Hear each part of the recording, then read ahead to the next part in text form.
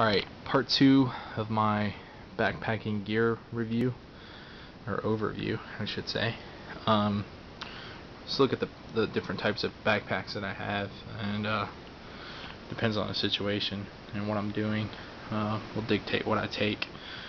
These aren't all of them that I have. I've got military issued assault packs and rucksacks and stuff like that, but I tend to stay away from my ACU gear, just mainly because other hikers think you're one of those crazy survivalist people and they aren't too friendly and shun you and stuff like that. So I stick with my civilian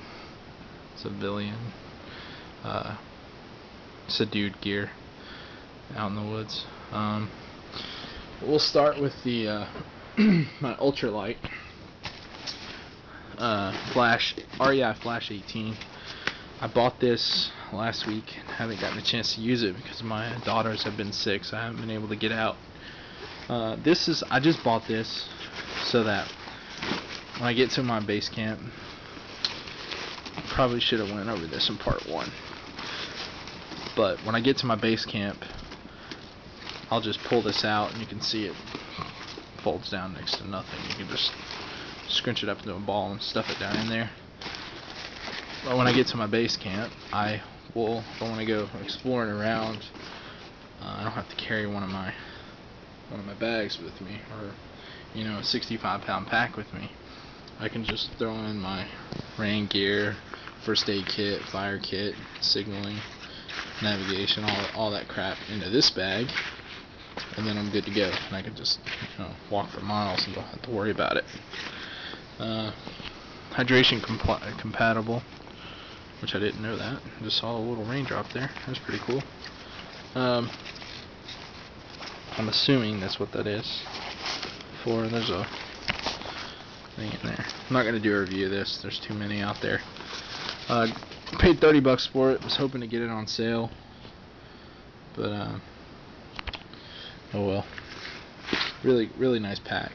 From what I've seen, I haven't used it yet, but that's the main purpose of that bag. Just so I can set my heavy stuff down, take what I need, and then I can hike out from there, from camp. And that's the kind of camping that I like to do. I'm not a through hiker. I'm not a minimalist.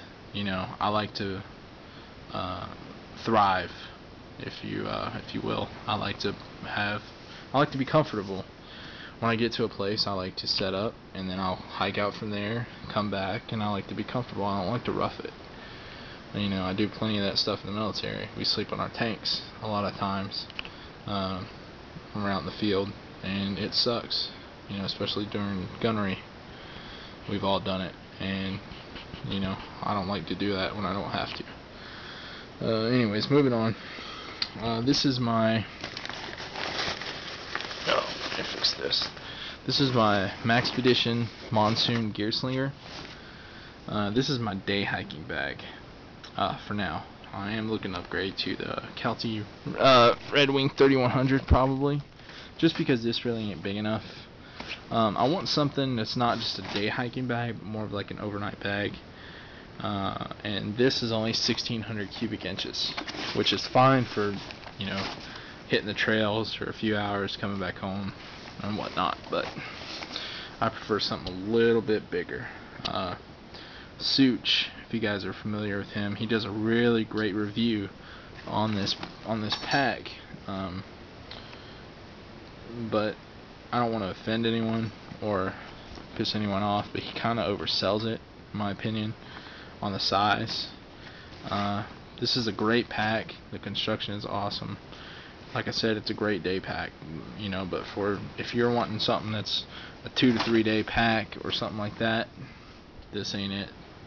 You just do not have enough room unless you're a very, very minimalist style travel person, camping, hiking, whatever. Then you could probably get away with it, but me, no. So I use this for a day pack. If I'm going out for the trail for a couple hours, I'll throw my rain gear in there, some food, survival kit, first aid kit, and hydration system, and that's about it.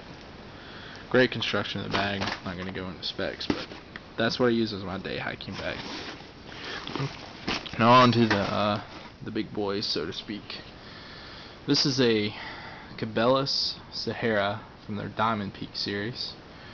This is a 6,500 cubic inch pack, 6,500 cubic inches, and it is an exceptionally well made pack. This thing, I've had 72 pounds of gear into this thing, and it feels like nothing with that suspension system. I will do a review on this just because I have not seen one.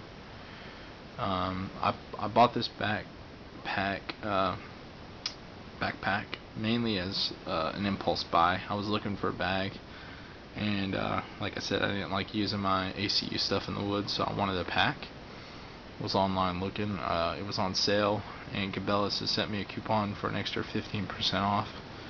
So when it was all said and done, it was like $160. I think I got it for like $95 with shipping and handling and tax. So you really can't beat it. Really great pack. Probably use it 6 or 7 times maybe. No complaints. Well, like I said, I'll do a review on it. So if you guys are interested, just stay tuned for that. But the reason why I bought this Celtic Coyote 4750 was because this thing, from what I do, is a little bit too big for me.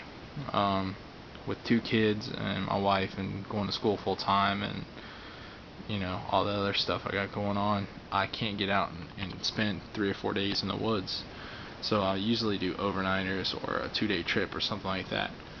This was just a little bit too big, so I kind of downgraded, which I really would. This is an awesome pack, so that's probably a poor choice of words.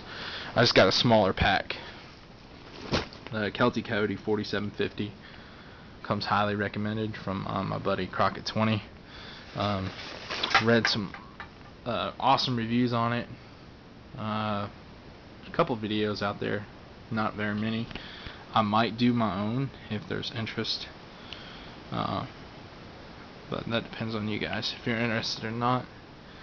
Another reason I bought this flash pack is because on the Sahara, when I got to my base camp, I could actually unzip this right here, and I would use this as my little hike away from camp bag, my day cap, which is really nice. It's a zipper, so it's really quick and easy.